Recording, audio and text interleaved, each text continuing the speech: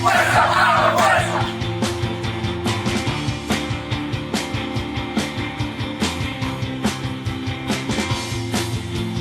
todos los trabajadores de empresa para defender nuestro salario. Bueno, acá me están diciendo que no se puede hablar de la Comisión de Juicio Político. No se están pegando para nada, están tirando por otro lado. Estamos acá para pedir la renuncia de Patricia Bullrich y estamos acá para decir basta de represión contra el pueblo argentino y en particular contra los compañeros de prensa y fotoreporteros.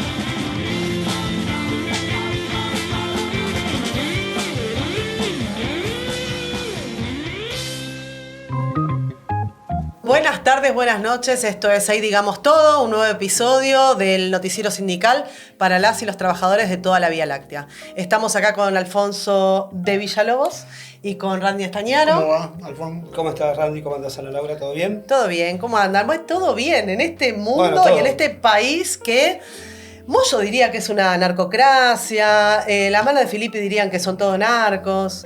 Pero no sé si les pasa que están como pensando todo el tiempo que hay narco, como que en este narcogate. Porque yo estuve pensando en nuestros nombres. Yo había dicho en un momento que teníamos nombre de telenovela, pero yo creo que si a todos nuestros nombres le ponemos Machado de apellido, podemos ser Randy narcos. Machado, solo fuerte. Randy Paul Machado. Randy Paul. Alfonso José Machado. Ana Laura Machado. Podemos pasar Manchadísima. perfectamente. Ana Laura Machado suena ¿viste? La capa del sur que hace... Pero ¿no nos da un poco de alegría también que les esté pasando Tremendo. esto al gobierno? Es Porque no es algo que nos sorprenda, lo No decimos hay que pase con la siempre. experta, aparte que es el más despreciable de Ay, todos los por despreciables. favor. Y Karina, digamos. Sí, totalmente. Pero bueno, y además, bueno, el show que hicieron en el Movistar Arena, que da vergüenza, algo terrible. Todas las canciones que no vamos a poder escuchar más, porque cada vez que las escuchemos vamos a pensar en Milei. Nada, no se me ocurre mejor estrategia para tapar un narcodiputado que poner un presidente desquiciado. Es decir, esa fue la estrategia del gobierno. Lograron Sí. tapar circunstancialmente el escándalo de Esper. Es decir, salen de una y se meten en una todavía peor. No, y también el tema de las boletas, que no se resuelve si imprimen de nuevo boletas. Parece que no va a ser Santilli finalmente la cabeza de lista. Reinhardt. Y después que con una impunidad, si pretenden imprimir nuevamente boletas, ¿de dónde sale la plata cuando...? Hoy el ministro del Interior dijo, no, tenemos los 15.000 millones porque hemos hecho ahorros y somos muy eficientes. Es la guita que no le dieron a alguna de las tantas cosas que cortaron, claramente. O que no empiecen a mostrar de dónde sacan la guita. porque Otro por ahora- aporte narco. Claro. Y a esos 15.000 le van a sacar el 3% también. Claro. Así que hacen los cálculos. Bueno, pero arrancamos un poquito... Arrancamos con una de las peores. Todas las semanas arrancamos últimamente con la peor semana del gobierno. Sí. Lo cual es maravilloso. Pero bueno, siempre puede ser un poquito peor. Y bueno, vamos a arrancar con algunos datos que tenemos. Antes vamos a agradecer a la producción, a Sí. los compañeros de la producción, a Tami, a Sori, a Nacho, siempre a todos los compañeros. Y pasar una vez más el aviso de que esto no podría ser posible sin la suscripción de ustedes. Y necesitamos más suscriptos al canal de Prensa Obrera, más clic, más me gusta, más campanitas y el billete contante y sonante para poder sostener esto que se sostiene a pulmón, pero también se sostiene con compañeros que están todo el día metidos acá laburando, editando, filmando, etc. Así que a suscribirse a Prensa Obrera, al canal y que van a haber más novedades. Hay nuevos programas, están haciendo cortos o programas a 2 años del comienzo del genocidio en Gaza, así que ya adelantamos esa programación. Y suscríbanse. Si no se suscriben lo pueden ver igual, pero no da. Hay que suscribirse y... Colaboren con Prensa Obrera, es muy colaboren con importante Prensa para sostener toda la programación. Bueno, arrancamos con los datos del INDEC que salieron del primer semestre. Salieron datos, en realidad salieron datos del segundo trimestre del año de la encuesta permanente de hogares que permite construir, por ejemplo, los datos del primer semestre del año, porque el segundo trimestre completa el primer semestre, y que el gobierno de alguna manera celebró, porque la pobreza cayó al 31,6%, venía de un pico gigantesco del 52,8%, el 31,6% de todas maneras es un montón, Sí. basta hacer el cálculo, son un tercio de la población, de 50 millones, un tercio, son casi 20 millones o 18 millones de personas que viven en la pobreza.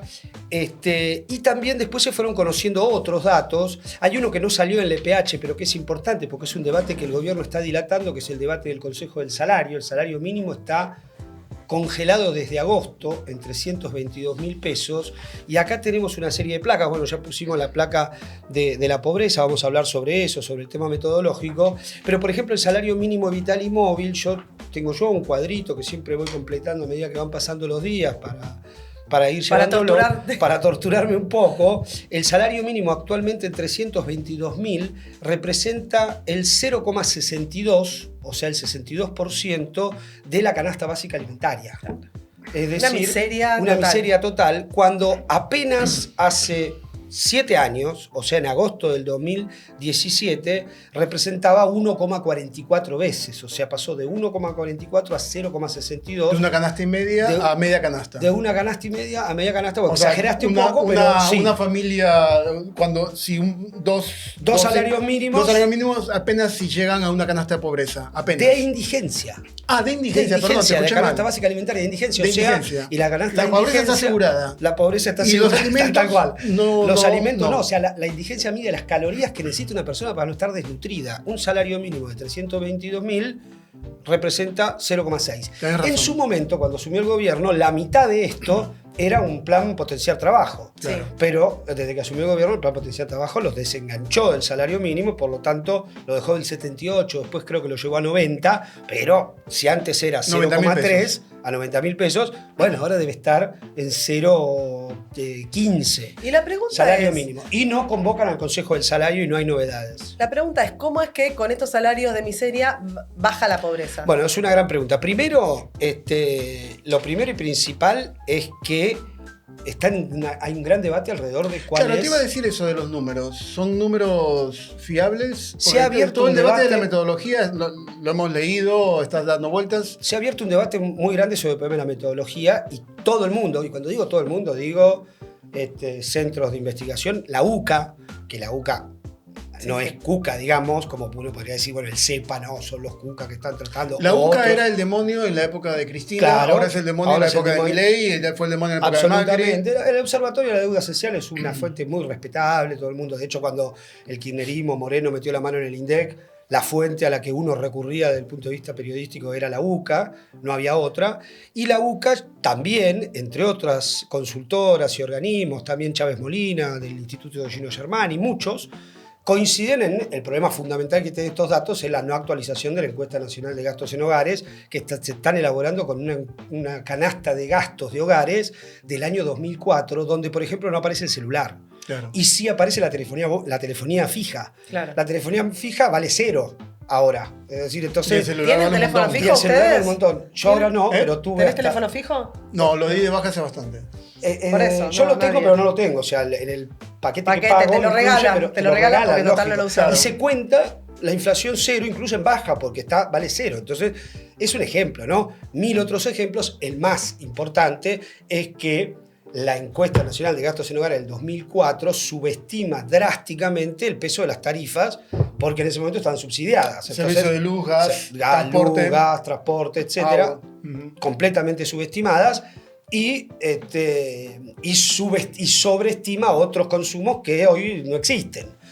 La del 2017, que es la que se niegan, 2018, que es la que se niegan con la que se niegan a incorporar, ya tiene otro peso las tarifas porque se hizo luego de la primera liberación de tarifas que hizo el macrismo. Ese es el primer gran problema. Seguramente, y esto es un adelanto exclusivo, seguramente incorporen la encuesta nacional de gastos en hogares, la del 2018, cuando ya se haya producido el alza de las tarifas, es decir, el hecho de que las tarifas de servicio luz se quiten definitivamente los subsidios, cuando ya se haya producido eso, ahí sí lo van a incorporar. ¿Para qué?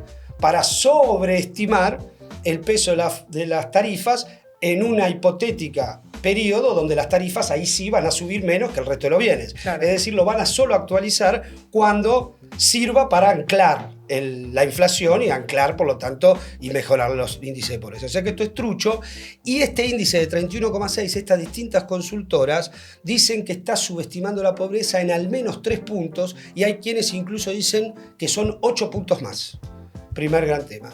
Esto influye en otros elementos y otros datos que también surgieron, que muestran un poco la radiografía. Yo tengo varios cuadros que muestran un poco la realidad, pero por ejemplo hay uno, que lo tengo acá, que muestra que es el ingreso per cápita familiar de una familia. Las familias argentinas la mitad de las familias argentinas, o sea, la mediana, es el indicador estadístico, que es la mediana que divide una muestra a medias, ubica el ingreso per cápita familiar en 13.000 pesos por persona por día.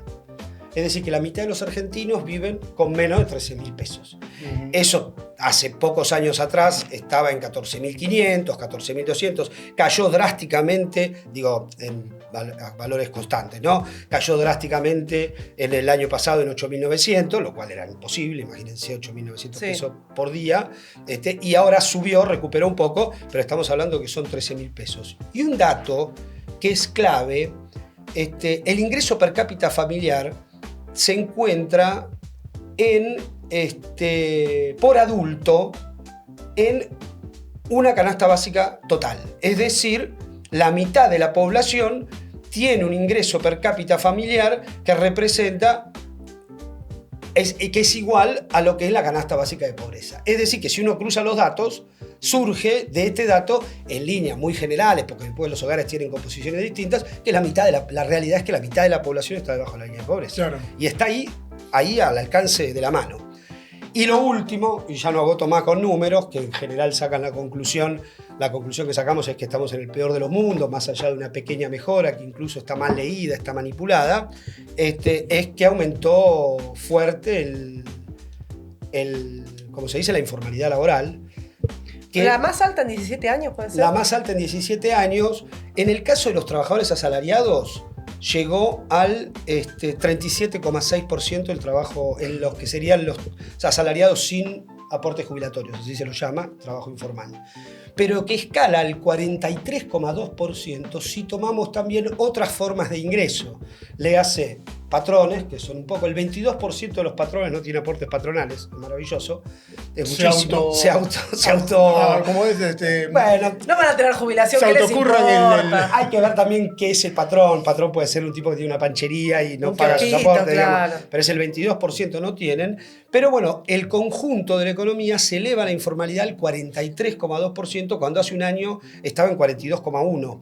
Es decir, que la mejora se hizo en base a base de una mayor precarización laboral. Mayor precarización laboral. Ahora, el programa de la gran patronal argentina es enfatizar ese aspecto. Absolutamente. Profundizarlo. Es decir, no hay para nada una idea de cambiar ese cuadro, sino al revés, profundizarlo. Y el ejemplo es lo que va a pasar la semana que viene en el coloquio de IDEA, donde el eje del debate, aparte un debate en la previa de las elecciones, digamos, ahí van a ir una cantidad de los políticos patronales, de los partidos patronales, ya está el gobernador de Córdoba, Yarlora, hay otros gobernadores y candidatos y qué sé yo, a mostrar su acuerdo con el programa de la patronal, que va a ser cómo hacemos la reforma laboral. Es decir, cómo hacemos el consenso para llevar adelante la reforma laboral, ¿Cómo hacemos para que este 43,2% sea 60? Sea menos, estadísticamente sea menos. Dibujar las estadísticas, pero... Es decir, si vos vas a hacer una reforma laboral, en términos legales... legalizás esto. Claro, entonces baja el número, pero la realidad es peor todavía. Claro. Los trabajadores informales van a ser cero porque van a estar todos registrados de alguna manera, pero en términos de la informalidad, totalmente, de una flexibilización total de sus condiciones de laburo y con una pérdida de los derechos laborales. Eso es el consenso que se está formando. Hay una discusión medio larvada acerca de qué representante sindical se va a animar a sentarse en esa mesa a discutirlo. No hay todavía claro, no está claro el representante sindical. Suelen invitarlo, suele ir la CGT. Gerardo Martínez es un habitué de esos encuentros. Parece que esta vez se quiere cuidar un poco y no iría. Lo cual no quiere decir que la CGT no está dispuesta a discutirlo. Está recontra dispuesto, lo que pasa es que está la elección en noviembre, obvio, y esto está en una crisis, una ruptura, etc. Y esto es la reforma laboral en la discusión, en el debate que propone la burguesía. Después de estar la discusión laboral en el terreno real de la lucha cotidiana. Sí, y lo que están denunciando los trabajadores, que salieron, digamos, a luchar fuertemente contra esta situación. Mencionamos programas anteriores lo de ILVA, donde hubo el 29 de agosto más de 300 despidos, que dijimos, en este sentido, despedían a los trabajadores bajo convenio, con prepaga, con derechos laborales, y a su vez hacían una solicitada llamando a la gente. a nuevos trabajadores ahí en los porcelanatos de Pilar. Algo muy importante que no sé si lo habíamos mencionado en otros programas es que los dueños de Ilva son Bocci, Francisco Bocci y Francisco Zanón. Zanón, sí. ¿El hermano lo habíamos mencionado? Creo que sí, pero... El hermano Bueno, era el dueño era dueño de la que vació y se Divino. escapó. Bueno, tenemos también lo de Bedtime, que hubo, bueno, también un 29 de septiembre, para que veamos también los 29, ¿para qué? Para justamente a fin de mes no pagar el salario próximo, despidieron a 16 trabajadores y hay una idea de próximos despidos, 35 Sin despidos indemnización más. los querían despedir y la lucha logró que los indemnizaran. Totalmente. Bueno, lo que hicieron los trabajadores, igual que Ilva, bloqueos en la planta. Bueno, los de Ilva fueron a los countries de los dueños del parque industrial. Bueno, los de Bedtime hicieron también un bloqueo en el portón y también asambleas permanentes. Lograron finalmente... Bueno, ellos lo que no quieren, ellos quieren reincorporación. Uno de los planteos muy importantes que decían era no despidos, no indemnizaciones y que se garanticen los puestos de trabajo. No es que queremos indemnizaciones, queremos mantener los puestos de trabajo, que es algo justamente contrario a lo que están haciendo los sindicatos, que dicen, bueno, que paguen las indemnizaciones. Incluso muchas veces aceptan indemnizaciones en cuotas y juegan para las patronales. Y por último, algo también muy, digamos, de color que pasó el fin de semana fue en el Unicenter, en el Shopping Unicenter, donde, bueno, los trabajadores de Rodó, que también están denunciando despidos, todos en el mismo esquema, donde se plantean situaciones de crisis, pero los empresarios hacen negocios por otros lados. También despidos hicieron, vamos a ver un poquito el video acá, un ruidazo en el Shopping Unicenter, bueno, justamente contra los despidos. Así que bueno, es un ámbito también de cómo los trabajadores salen a pelear frente a esta situación. Es impresionante porque lo de Ilva lo que están haciendo es que quieren modificar el régimen, la semana laboral. Y es taxativo lo que propone la reforma laboral, en el sentido que la reforma laboral cambia la modalidad de la jornada, lo que proponen, al menos el proyecto que está ahí, Sí. que es el de Romina 10, pone un tope de 12 horas continuas de trabajo, lo cual en realidad pone un mínimo de 12 horas de descanso, con lo cual Claro. deja abierto la Era posibilidad la de 12 formulación horas. de una vieja ley menemista, lo del el mínimo de 12 horas. El mínimo de 12 horas, que, Tal cual. es la mitad del vaso lleno, la mitad vacío. Claro. El mínimo de 12 horas quiere decir que puedes estar las otras 12 horas laburando. El fondo de cese laboral, que ya está eso. y El están, banco de y horas Gerardo para no Martínez, pagar horas extras. El banco de horas para no pagar horas extras, la semana. Otra cosa muy importante que está en la reforma laboral que hay que salir a enfrentar es que modifican el método de, algo que Ana debe conocer, de capitalización de los juicios. Los juicios, las deudas... Los juicios laborales, la deuda que se genera por el impago de la patronal al trabajador. no está reglamentado y hay jurisprudencia y en general se venía imponiendo la idea de que te dan con intereses compuestos, es decir, Sí. el interés Inflación. capitaliza. Bueno, eso lo eliminan, con lo cual, más allá de la estafa monetaria directa, hay una cosa mucho más profunda, que es que al patrón le conviene incumplir el juicio. Claro. Porque pone la plata a Es más capitalizar, barato. le sale más barato echar y no pagar y dejar que el juicio corra, porque mientras tanto la misma plata la pone a laburar y con eso hace una diferencia. O sea, le conviene incumplir la ley. Es brutal. Imagínate en despidos masivos. Tipo Totalmente, tipo Ilva, o sea, es un fangote de guita. Eso es otro tema, bueno, hay muchos temas también. Exenciones, eso es fantástico. Exenciones, digamos, al pago de aportes, etcétera, para los empleados que están en puestos a disponibilidad del Estado. Claro. Eso ya lo mencionamos. Sí, eso lo mencionamos. Es decir, te ponen un estatal ahí en una vitrina, pobrecito, Claro. con un cartelito que dice Tómame. tómame, Quiero trabajo. que yo tengo una parte del salario ya pagado por el Estado, los campeones del déficit fiscal, o sea, del superávit fiscal, ponen esto.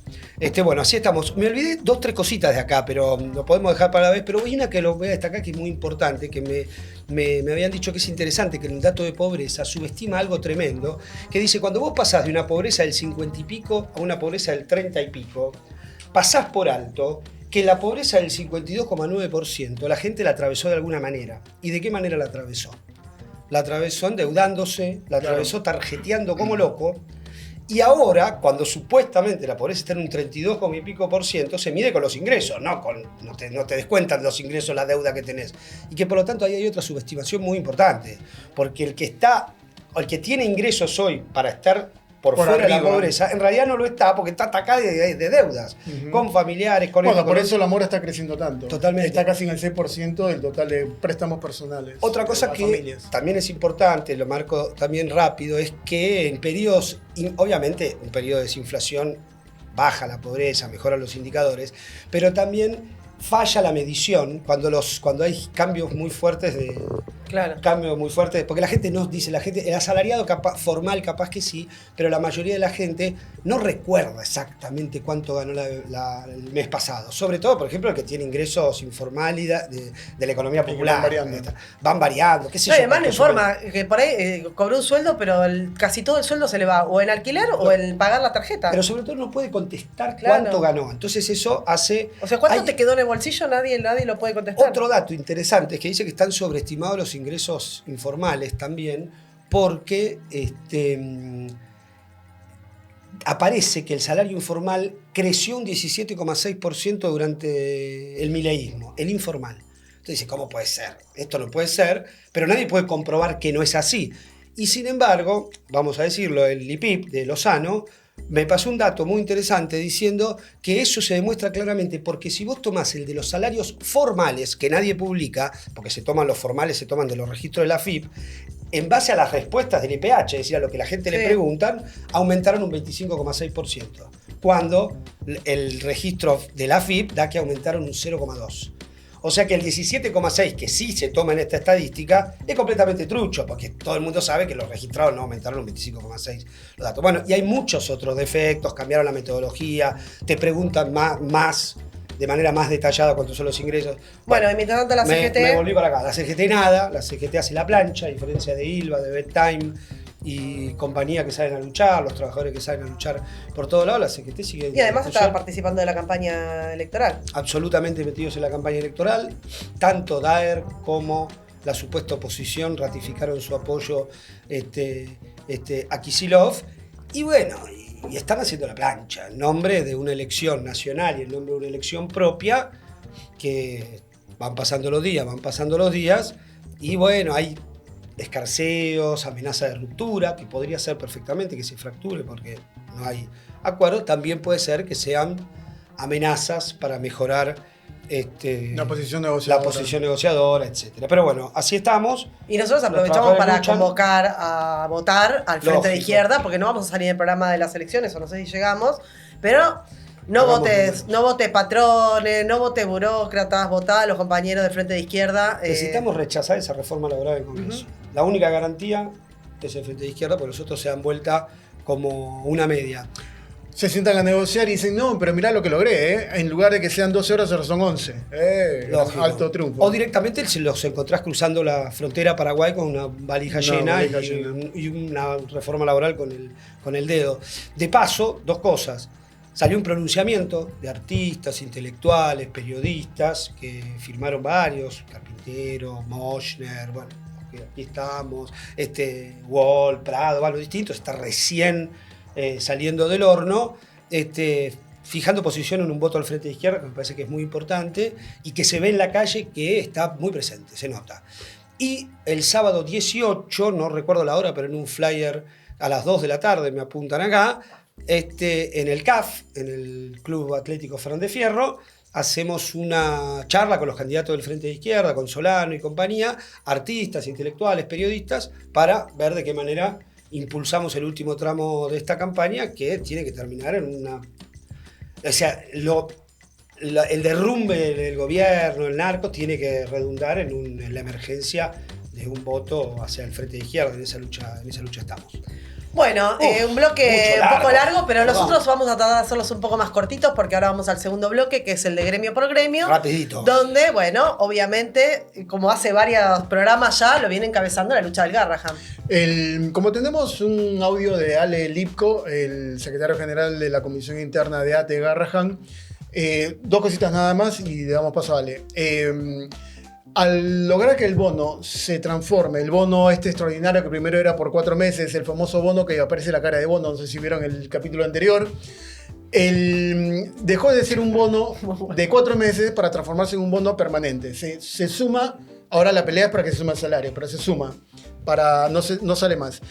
Y eso implica haber roto el techo salarial que quiso poner el gobierno. Pero escuchémoslo a Ale Lipko que nos explique. Triunfazo. Los trabajadores y trabajadoras del Garrahan venimos de dos triunfos muy importantes. Cayeron los vetos, tanto en la universidad como del Garrahan en el Senado, y ahora está planteada la aplicación de la ley que supone una recomposición salarial muy importante.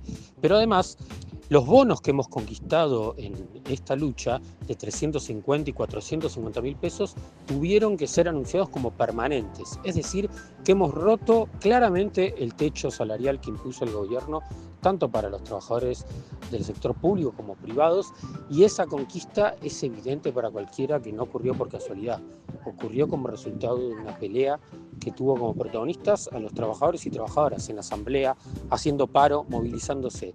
Es una conquista que nos permite seguir con más fuerza por una solución más de fondo, que es la aplicación de la ley, que es la mejora de las condiciones de trabajo, y que es un contraste enorme con lo que ocurre en otros lugares de trabajo, no por responsabilidad de los trabajadores, sino por responsabilidad de la burocracia sindical, que estuvo diciendo en forma sistemática que no había que salir a enfrentar este gobierno, que tenía apoyo popular, que nada podía ser conquistado en este contexto, y la lucha del Garrahan los refuta por completo. Si saliéramos a pelear con fuerza en todos los lugares, podríamos asestarle un golpe definitivo. No es lo que hacen los sindicatos, que hoy están dedicados a hacer campaña electoral por las listas del peronismo, que a su turno garantizó también en el Congreso que este gobierno hiciera tantos atropellos y tantas porquerías contra los trabajadores. La lucha del Garrahan de ninguna manera termina con esto, pero es un escalón más alto del cual vamos a pelear ahora en conjunto con la universidad y con el movimiento de discapacidad por la implementación efectiva de esta ley. Bueno, estábamos escuchando a Ale Lipkovich. Hay tareas pendientes toda vez que el gobierno incluso se va a negar a implementar la ley de emergencia pediátrica. Pero emparentado con esto está el tema universitario. La misma lucha. De hecho, Ale dice unificar y dice, y bueno, hablé con Laura, se está discutiendo Laura Carboni de AGD, y ya estaría en discusión en estas horas y saliendo que obviamente se espera que el gobierno reglamente sin fondos, o sea que no dé el 40 y pico % que nos tendría que dar a los docentes universitarios, etcétera, y por lo tanto ya se está hablando de un paro nacional de la docencia universitaria para el 14 de octubre, coincidiendo con el paro de CETERA, es decir, una huelga nacional educativa ese día en reclamo a que el gobierno haga lo que tiene que hacer, reglamentar y pagar. Que es un aumentazo del 42%, pero que en realidad no hace otra cosa que devolver los salarios de noviembre del 2020. Al nivel, claro, un nivel, no es que es un nivel estratosférico, sino no, a lo que se cobraba en noviembre del 2023. Bueno, y hablando del paro, del 14, voy a tomar porque, bueno, armamos un informe sobre la docencia en todo el país. Porque, bueno, como es un país enorme, hay muchos docentes y todos tienen conflictos.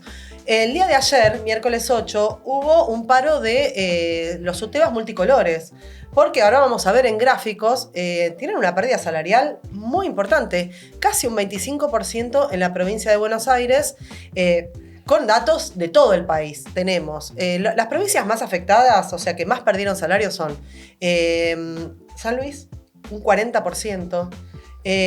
Jujuy, Santiago del Estero, tenemos Catamarca, Salta, pero la provincia de Buenos Aires está ahí en el top 5 o top 10 de los que más perdieron. Por eso los UTEBAs multicolor en el día de ayer convocaron a una movilización, un paro, en rechazo y en reclamo de una mejora salarial frente a una cantidad de reclamos que tienen los docentes. No solamente, digamos, la cuestión salarial, sino el vaciamiento de las escuelas, la violencia, la deserción escolar. Bueno, una cantidad de cosas que eso sí también enmarca a todo el país. Y el día 14, está convocado finalmente este paro de CETERA, que va a haber una movilización que se va a hacer en todo el país, que arrancaba ayer con acampes, movilizaciones, pero siempre, como decimos, muy tarde frente al golpazo que están teniendo los docentes, no solamente a nivel salarial, sino las escuelas y la educación pública a nivel general. Un dato que llama la atención es que en Santa Cruz aumentó un 21,7%. Sí. Luchar O sea, garpa. Sí, eso que habíamos, o sea, no solamente que luchar garpa, sino que siguen en lucha. En Santa Cruz, en Río Negro, en toda la Patagonia, en Chubut, y en Tierra del Fuego, son provincias que están en lucha en este momento, igual que la provincia de Buenos Aires, que la ciudad de Buenos Aires, que está luchando contra la reforma del Buenos Aires Aprende y además la implementación de la huella, que ayer cayeron en mi colegio a implementar la huella, pues además lo hacen entre gallos y medianoche. Huella digital para que vaya fichando. Dicen que bueno, que no sé qué, aprietan a los trabajadores. La ponen y dicen igual se va a implementar el año que viene, pero te piden los datos biométricos. Algunos te agarran, venía acá, muchos docentes van, ya lo pusieron en otra escuela, porque vos como trabajás en varias escuelas, por ahí no lo hiciste en una escuela que está más organizada, pero en otra que está desorganizada, todo el mundo puso la huella. Bueno, hay toda una lucha frente a eso. Y nada, un datito de color de luchar garpa es que los docentes de Córdoba, a través de la UPC, lograron implementar algo muy importante que en la docencia no aparece, que nosotros le hemos mencionado en otros gremios, que es el tema de los lactarios. Consiguieron una licencia para... Vos estás por ahí 8 horas dando clases y bueno, no tenés lugar en las escuelas, ni lactarios, ni también una hora de licencia para poder dar la teta. Entonces lograron tener una hora cuando vos tenés una jornada laboral muy amplia y además implementar lactarios en la escuela para que vos tengas también un lugar para sacarte leche. Una hora de descanso en el medio, te vas a tu casa, claro, y volvés. Sí, o digamos buscás los mecanismos, si estás cerca, si no estás cerca, pero mejor tenés una hora que nada, esa licencia, sobre todo para poder irte incluso a un lactario a sacarte leche, si es que no llegás a irte a tu casa, sino que esté en buenas condiciones. Así que eso es muy importante, pero bueno, la segunda placa que tenemos también de docentes es lo que necesitarían los aumentos salariales, porque también en la movilización de CETERA se plantea, no solamente el reclamo de que vuelva a ponerse el FONID, sino también el tema de la paritaria nacional. Que eso ya es otro problema porque implica a los gobernadores de todas las provincias una paritaria nacional. Ya no es algo solamente contra el gobierno nacional. Por ejemplo, San Luis necesitaría un 67,9% de aumento para lograr mantener el salario, no para un aumento salarial, para poder mantener, y así en todos lados. A ver, uno dice un 25%, parece poco, parece mucho. En un salario anual son 3 meses de sueldo, son 3 sueldos que se comieron en función de... Y esto estamos hablando... Las vacaciones y el aguinaldo. Y estamos hablando en la provincia de Buenos Aires con Kicillof, y por eso, muy importante el paro de ayer de la multicolor. Pero el reclamo, salarial de los docentes va a seguir, y todos los ataques de la docencia que van de la mano con la reforma laboral que veníamos mencionando anteriormente. Un detallecito sobre docentes en Misiones. Se suspendió el inicio del juicio contra 2 docentes que habían participado de las luchas de mayo y junio del año pasado. Esas luchas importantes, pobladas directamente en Misiones con corte de Urrutia, etc. Mónica Gurina y Leandro Sánchez, que son a su vez secretario general de CTA de Misiones y secretario adjunto. Pero ojo con la suspensión, porque están diciendo la advertencia. Suspendieron la audiencia. Suspendieron el inicio para evitar que el juicio se transforme en una bronca y en un foro contra el gobierno provincial en medio de las elecciones. Claro. Entonces, es una maniobra electoral, pero es una denuncia que están haciendo los organismos. Lo cual habla que la presión popular, etcétera, los pronunciamientos juegan su papel. Están siguiendo el asunto. De hecho, se van a movilizar el mismo 15, que es el día que va a ser la evidencia, para manifestar el repudio a cualquier intento de manipulación del juicio en contra de los 2 trabajadores, de los 2 docentes de Misiones. Los aceiteros también están en lucha. No, Aceiteros convocó una huelga general por tiempo indeterminado por el salario. La decretó el martes, después de una audiencia que fracasó, y reclaman un salario mínimo. Ellos dicen igual, según lo que corresponde a la Constitución y a la Ley de Contrato de Trabajo, que establece 9 ítems, y ellos hacen su propia estimación con los técnicos de la Universidad de Rosario, con los que ellos trabajan, sobre la base de estos ítems, a partir del EPH, y les da que tendría que ser de 2.342.000, creo, unas cifras por el estilo, y fueron a la huelga nacional por este motivo, que fue interrumpida por una consideración obligatoria del gobierno, que acataron. se ha transformado ya en una especie de ejercicio gremial de alargar la huelga, la conciliación, pero bueno, en 15 días la conciliación vence y los aceiteros ya han demostrado que no se le caen los anillos para sostener una huelga general, sobre todo porque son conscientes de que sus patronales son las que se acaban de embolsar los 1.500 millones de dólares de la quita de retenciones, porque son las grandes cerealeras, Claro. las grandes aceiteras, y entonces dicen, sosteneme el salario mantenémelo con la inflación, porque te acabas de embolsar 1.500 millones de dólares, las patronales están intransigentes, el gobierno salió al rescate de las patronales otra vez, y no quiere que ninguno de los dólares se le vaya para los trabajadores, ni uno. Sería muy injusto. Sería eso. muy injusto que esas retenciones vayan al bolsillo de los trabajadores, y entonces estamos en esto, vamos a seguirlo de acá a 15 Qué días. diferencia con el salario mínimo, ¿no? ¿Qué diferencia? Ahí hagamos el cálculo. 8 veces el salario mínimo. 8 veces. 8 veces. Es decir, el Moneda salario más, mínimo. moneda menos. De hecho, Jofra, dirigente de aceitero de la Federación, critica muy fuerte a la CGT por este salario mínimo. Cuando cada negocia cada vez que lo negocia, dice que son unos crápulas, no tiene ningún problema en decir cualquier barbaridad. Bueno, por último tenemos Merecida, por otro lado, la barbaridad, ¿no? Sí. Tenemos el lockout en la algodonera de Vinculado, Avellaneda. vos sabés que Aceiteros en un momento quiso representar a los trabajadores de Algodonera Avellaneda, que son parte de Vicentín, es una filial de Vicentín. En realidad es una de las empresas originarias del grupo Vicentín, el estafador serial. No lo lograron, en parte porque el gremio que tiene la representación, que son los textiles, lucharon denodadamente para quedarse con esa Claro, representación. porque aceiteros también es desmotadores de Claro, algodón. tal cual. Y ahí lo que se hace es desmotar el algodón y crear la fibra de algodón que luego se usa para las prendas, para elaborar Textiles, sí. prendas textiles, tal cual. Entonces entra en la cadena de valor textil y por lo tanto son representados por los textiles. Bueno, el lunes 6, el lunes último, la empresa decidió no abrir más sus puertas después de haber estado pagando los salarios en cuotas y habiendo advertido que la situación no daba, dejó de abrir las puertas, por lo tanto es un lockout. No hay ninguna comunicación oficial en el sentido de qué es lo que va a pasar a futuro. Son 300 trabajadores que han quedado completamente en ascuas, viendo a la espera de una decisión. Como el sindicato textil y la regionalesa está recontra burocratizada, no hay ninguna acción concreta en relación a cómo responderle a la patronal. Al momento que estamos haciendo esta transmisión, no ha habido ninguna iniciativa ni del sindicato a nivel nacional, ni de esa seccional en relación a cómo responder. 300 trabajadores prácticamente en la calle, sin indemnización, al estilo ILVA. Hasta los números se repiten. ¿Queda en Avellaneda? Queda en Avellaneda, Santa Fe, que queda al lado de Reconquista, el pueblo donde nació el gran Gabriel Batistuta. Mira, dato de color, suma. No opinión. No, suma. Suma siempre. Lo bancamos a Es Batistuta, interesante así que no te voy a decir nada. Como uno se entera. Bati no lo bancamos. Bati es un libertario de la No primera pagó, hora. no quiso pagar es un impuesto a negrero, la... No, se volvió es un libertario, negrero. pero- Todo bien, meté los goles, pero no. Pero bueno, Como ya no mete más goles, eso no podemos decirlo. Este es un programa que habla de condiciones de trabajo, no podemos bancar a Batistuta. No, está bien.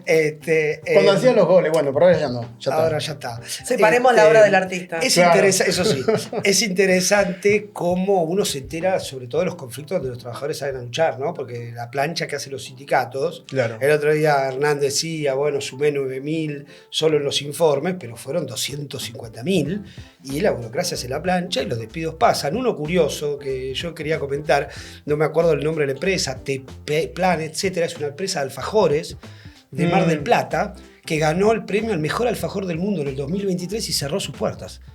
Obviamente no hubo lucha, en principio el sindicato pastelero, que es un sindicato que entrega desde siempre, desde la primera hora, ya lo vivimos en la lucha de McDonald's, aquella famosa, pero qué curioso, ¿no? El mejor alfajor del mundo, que aparte el alfajor es considerado el postre más rico del mundo, también ganó así como en abstracto. Bueno, eso es medio Bueno, polémico. no, banco el alfajor, Yo pero lo banco, el no, mejor pero postre. salió en un premio, en un concurso que se hizo diciendo que el alfajor argentino era el mejor postre del mundo. Y más Y el que- mejor alfajor cerró sus puertas. Claro, y todo eso sucede en un cuadro en el que las patronales están tirando sobre sus trabajadores todo el efecto de la crisis. Totalmente. Digamos, pagalo vos, no lo pago yo ni mis ganancias. Es decir, es cuando más debería haber una respuesta orgánica y masiva, es cuando los tipos tratan de hacer más la plancha, mirar por otro lado. En el caso de textil, se ampara en que, bueno, ¿qué querés? La mitad del país, de las fábricas textiles del país están paradas. ¿Cómo? Sí. Entonces, pues, hay que salir con mayor razón. Claro. Lógico. Rompe con el gobierno, denunciar al Totalmente. gobierno. Bueno. Bueno, vamos al tercer bloque, ¿no? Ya bloque de vamos prensa. Chicos, se nos va el... Bueno, vamos a empezar Se con... nos vienen los otros programas que ya están golpeando la puerta porque... Vamos a arrancar con la producción lucha incesante. del Cipreva en los Martín Fierro. Claro, ahora estamos viendo la actividad que hizo el Cipreva junto con el SATSAI, el Sindicato de la Televisión, en la puerta de los Martín Fierro en el Hotel Hilton, el lunes. Tendríamos que poner la musiquita, ¿no? El lunes 29, claro, la musiquita de la entrega de Del los Martín Martín Fierro. No, esa es Mirta Legrand. No, esa es Mirta Legrand. No me acuerdo No, cuál es la qué de los Martín confusión, qué Fierro. confusión. Esta parte córtela, por favor. No, ¿cuál es la de los Martín Fierro? Y yo A la ver. quise cantar y me salió la de Mirta Legrand Ah, también. ¿no será la misma tipo feliz cumpleaños? No, y es payaso parecida, es Plim parecida. La busqué para subir una story en Instagram y... Bueno, no es la primera vez que el Cipreva organiza esta actividad No, y siempre, y siempre sale muy bien. Sale muy bien y ha tenido alta repercusión tanto adentro como afuera. Adentro me refiero adentro del Hilton en relación al evento que se estaba realizando, como afuera por la repercusión que tiene porque impacta. Había concretamente los reclamos, una urgente recomposición salarial y está dirigido a las cámaras empresarias ATA, ARPA, AEDVA y ADIRA, es decir, el conjunto de las cámaras empresarias que manejan los medios de comunicación en radio, TV y prensa escrita. Las banderas, los redoblantes, se escucharon adentro incluso y hubo comentarios adentro durante la entrega de los premios en las que hicieron mención a la actividad que estábamos haciendo Cipreva y SATSAI en la puerta. Así que es una actividad que vale la pena hacerla, pone en la calle el reclamo de la recomposición salarial urgente. Y interpela a un sector. Interpela a un sector, exacto. Que es lo también muestra la hilacha o no. Dice, estoy con los trabajadores, o se van corriendo y no quieren salir a ningún lado. Y bueno, y Pero sirve también para darle un sentido. y se logra Una recepción, que un sí. sector de trabajadores que, como están muy expuestos, en particular digo, por ejemplo, los trabajadores de prensa que dan la cara en televisión, que suele ser como un sector muy complejo por el nivel de exposición que tienen ante un público, ante sus propias patronales. Y donde se juega, digamos, esa cosa de que el rostro y quién soy, que de repente se paren y saquen la foto con el Cipreva, hagan una mención, es un salto adelante. Totalmente, Sí, visibiliza muchísimo el conflicto. Y visibiliza el conflicto porque son caras populares. Sí, le da también un contenido clase al laburo. En ese Claro, que somos laburantes. Totalmente. No somos Sí, estrellitas. No venimos acá por un Martín Fierro. Así es. Salarios Así que bueno, bienvenidos de a hambre. actividad y que se repita. Y forma parte también en general de la campaña por el salario, etcétera, que va teniendo distintas formas y también de una gran campaña de afiliaciones. afiliación hacia las elecciones del 12 de noviembre.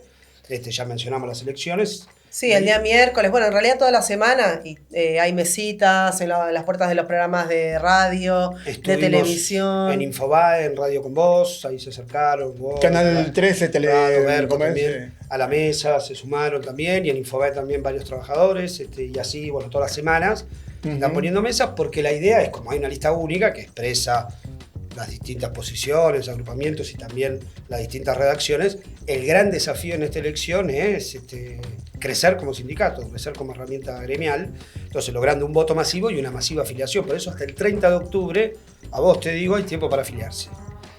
Todo el mundo Así- todos los trabajadores de prensa afiliarse. todo el mundo al no, Cipreva. porque todos los trabajadores de prensa. ¿sí? Claro. Así que. Bueno, si querés aportar, adelante. podés aportar, Sí, qué también. sé yo.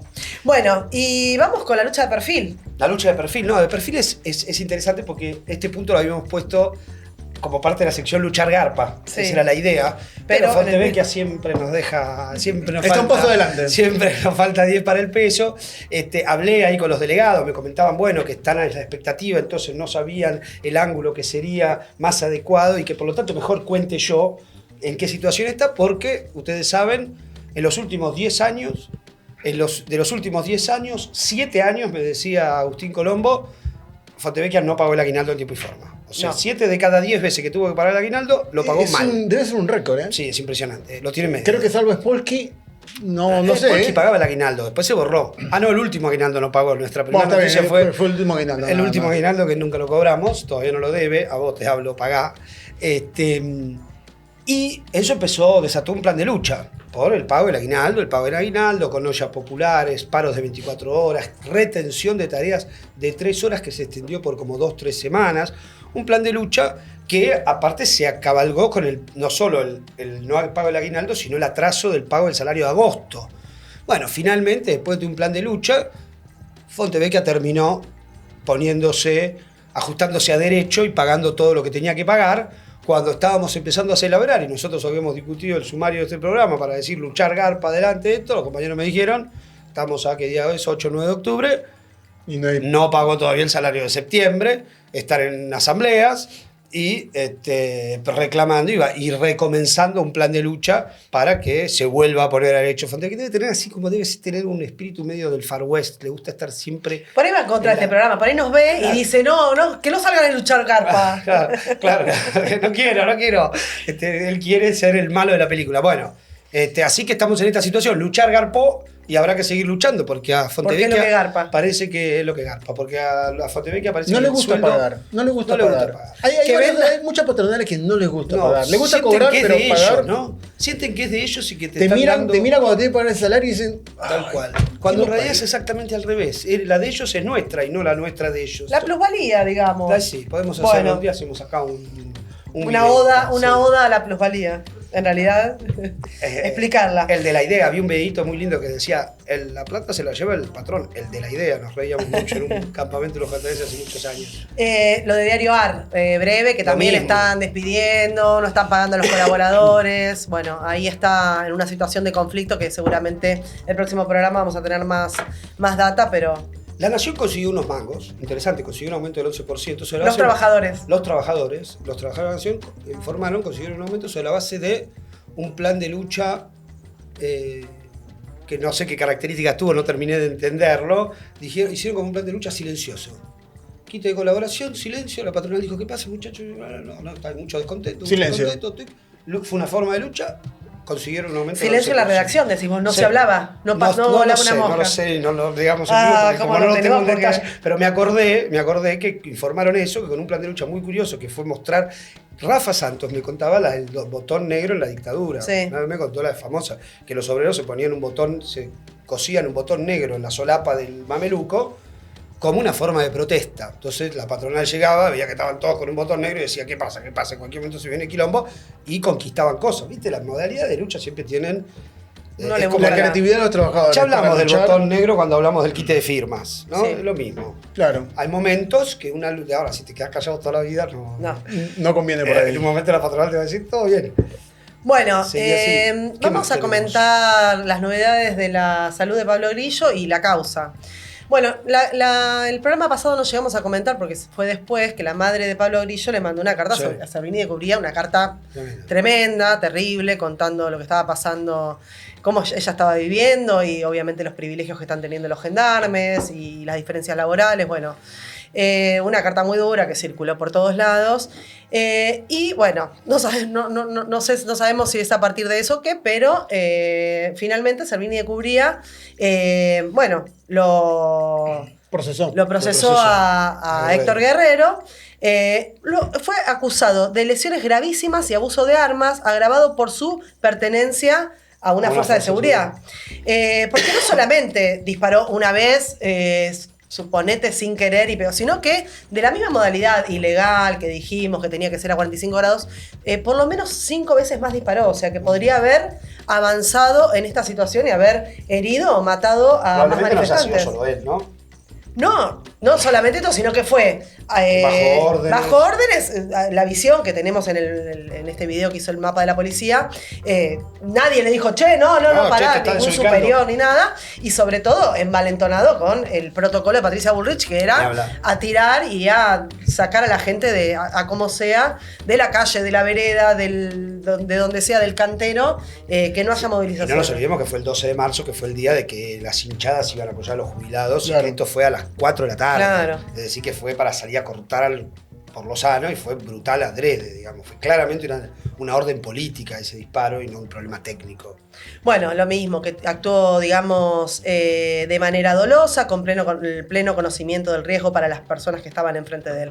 Así que, bueno, avanza la causa, muy importante, pero nosotros pedimos siempre la responsabilidad, no solamente de los superiores del gendarme Héctor Guerrero, sino también en la ministra de Seguridad, Patricia Bullrich, que es la que realmente tiene el principal responsabilidad en la situación y la salud de Pablo Grillo. Ese día Cipré Vallargra resolvimos en común la consigna de fuera Bullrich. Sí, y sí. mantenemos esa consigna Totalmente. hasta que se vaya. Ujú. Bueno, comentamos un poquito sobre la salud. Siempre pedimos que sigan a la cuenta de Justicia por Pablo Grillo porque todos los días hay novedades, pero bueno, él sigue en rehabilitación neurológica en el Hospital Roca. Bueno, está evolucionando positivamente, como dijimos, es una evolución muy lenta, pero bueno, empieza a comer, bueno, ayudado, pero empieza a comer, si bien su alimento principal es vía sonda todavía, también logra, bueno, con ayuda, se sienta, se levanta, se para, bueno, son todas obviamente situaciones que van evolucionando muy lentamente su situación de salud, pero bueno, es todavía un largo camino que, bueno, como comentó la madre en la carta, bueno, tiene un largo trazo y bueno, le mandamos desde acá saludos a la familia, mucha fuerza a Pablo Grillo y sobre todo justicia por Pablo Grillo. Y bueno, seguiremos luchando para que avance la causa contra Guerrero y contra todos los responsables. Totalmente. Toda la Bueno, línea de mano. ¿Qué nos queda? lo que es con lo que terminamos Lo tuyo, todas las haz clases. lo tuyo. Randy. Bueno, conmoción mundial cuando el gobierno israelí y los militares israelíes tomaron por asalto a la flotilla Sumut fuera de las aguas territoriales israelíes, en aguas internacionales, sin jurisdicción de ningún tipo, completamente ilegal. Y eso generó lo de la conmoción es real. La cantidad de movilizaciones masivas que hubo en protesta por esa decisión, uno podría decir, hace mucho que se viene viendo que cada vez más población, ciudadanos, gente de a pie de muchos lugares se han sumado en forma activa a manifestar de alguna manera el repudio al genocidio sionista en Gaza. Pero no se habían visto de esta magnitud hasta ese momento. En Madrid, Barcelona, en Roma. En Italia, de nuevo, hubo el viernes 3, es decir, 2 días después, la toma de la flotilla, el ataque a la flotilla fue el miércoles a la noche, hora de allá. El viernes, un día y medio después, hubo una huelga de un día en Italia en protesta contra esto. Y una movilización de masas realmente en varias ciudades italianas. Estamos viendo imágenes de... protestando contra la decisión, la acción israelí y la decisión del gobierno de Italia de retirar ese barco que habíamos comentado hace 15 días diciendo, es extraño, Italia mandó un barco. Estaba por decirte, vos decís, generó mucho, no me acuerdo qué dijiste, mucho repudio, conmoción. Etcétera. Conmoción, menos a los gobiernos europeos que dijeron que mal. Que pegó la vuelta y se fue el barco. Pegaron la vuelta y se fueron. Es más, tanto un barco italiano como uno español empezaron a acompañar a la flotilla. Y las indicaciones de los gobiernos italiano y español, incluso del griego, que también se sumó a eso, fue: los acompañamos, pero es en realidad para convencerlos de que se den vuelta. O para socorrerlos. O de que entreguen las donaciones que están llevando, y las se entreguen retiren rápido. A través de algún organismo que ustedes designen, les decían, y ustedes se vuelvan. Los acompañamos en ese sentido, pero se dieron media vuelta y se fueron. Cuando dijeron entramos en zona complicada con... Y vino el ejército sionista, los tipos se fueron. Y los tipos se fueron, abandonaron por completo a sus ciudadanos que tienen que defender derechos humanos y todo lo demás, toda esa palabrería hueco. Estás en hueco. una huelga y baja la burocracia sindical para desorganizar la huelga. O sea, En este caso, estalla la huelga se van. hasta ciertos puntos peor. Y sumado a eso demuestra la profundidad o la no profundidad de las decisiones de los gobiernos de Gran Bretaña, Australia, Francia, etcétera, de reconocer a Palestina como Estado independiente. Totalmente. Es papel mojado en este momento, totalmente papel mojado. Es una posición de ocasión que claramente no tiene nada que ver con lo que está pasando y se vio claramente en ese momento. Acá en Buenos Aires también hubo una movilización por el ataque a la flotilla. Ese mismo día. Y por la liberación, podríamos decir que ha sido una movilización por la liberación de los rehenes que capturó Israel, miembros de la flotilla, incluidos candidatos del Frente de Izquierda, integrantes del Frente de Izquierda, dirigentes del Frente de Izquierda, el martes pasado. Uh-huh. Pero mientras tanto, Israel sigue asesinando periodistas en Gaza. El último fue este lunes. Había varios periodistas en la flotilla. Había varios periodistas en la flotilla. Había varios periodistas. Vamos a tratar de contactar a algunos. Eso sería bueno. Sí. El último periodista gazatí asesinado por las Fuerzas Armadas israelíes en Gaza es Inaz Azmi Ramadan, y con él ya suman 255 según la contabilidad que lleva adelante Al Jazeera, que creo que es una contabilidad bastante fidedigna. Así que el problema, todo esto en el cuadro de una imposición de paz sobre los gazatíes, que viene como a coronar todo el ataque sionista, porque va a ser básicamente sobre las condiciones de destrucción masiva y de genocidio, una paz en beneficio del sionismo, incluso previendo la posibilidad de expulsión de una parte de la población gazatí para que se generen las condiciones de una semicolonia de Gaza, semicolonia en la zona de Gaza. Con lo cual, de nuevo, el reconocimiento al Estado palestino y al mismo tiempo los mismos países, los mismos gobiernos reconocen al plan de Trump para aplicar la paz en Gaza, son incompatibles, porque no existe un Estado real bajo ese plan de paz. No, y el rol fundamental de la flotilla, que también en esto que hablábamos, visibilizar el conflicto y también que haya representantes de todo el mundo, bueno, me parece que también generó un acercamiento de un montón de sectores, de países, de solidaridad, pero sobre todo eso, visibilizando el conflicto, visibilizando la voracidad del Estado de Israel y del ataque y la masacre, que también la tiene no solamente con el pueblo palestino, sino con cualquiera que se manifieste en contra del genocidio. El sionismo no tiene límites, eso quedó. Me parece que las grandes movilizaciones tienen que ver, obviamente, con una conmoción con lo que está pasando en Gaza, pero la flotilla jugó ese papel, ¿no? Linkeó lo que pasaba en España, en Italia, en Argentina, etcétera, porque todos los países tenían algún dirigente, algún referente conocido que estaba ahí. Es decir, del Frente Izquierda, Celeste Fierro, Giordano. Es decir, Nina, mi hija, me preguntaba por Celeste Fierro, porque cuando yo le conté que estaba yendo Celeste Fierro, que tiene una hija un poquito más chica que Nina, me decía, ¿y vos hubieras ido? Y yo le contesté, obviamente, le dije, por supuesto que sí, y me miró como diciendo, ¿cómo? ¿Qué me vas a dejar acá? Pero me preguntaba si ya la habían liberado, si no la habían liberado. Claro. Es decir, ha generado un cuadro, una tensión, y puso blanco sobre negro sobre lo que es el sionismo, ¿no? Y la última, este miércoles 8, una segunda flotilla más reducida ha sido detenida por las Fuerzas Armadas israelíes a mitad de camino hacia Gaza. Bueno, Terminamos con Gaza. Adelante, vamos a tratar de buscar a algún periodista que haya estado para hacer una entrevista. Yo me había mandado y después se me pasó. Pero bueno, seguiremos este tema y terminamos, ¿no? Terminamos. Bueno, otro programa ha pasado y Saludamos. nos vemos en 15 días con más novedades. Campanita, like. Síganos y suscríbanse Y a a Prensa todos los Obrera. programas del canal de Prensa Obrera. Y muchas gracias, Tami, Sori, y a ustedes también. Adiós. Chao. Adiós. Chao.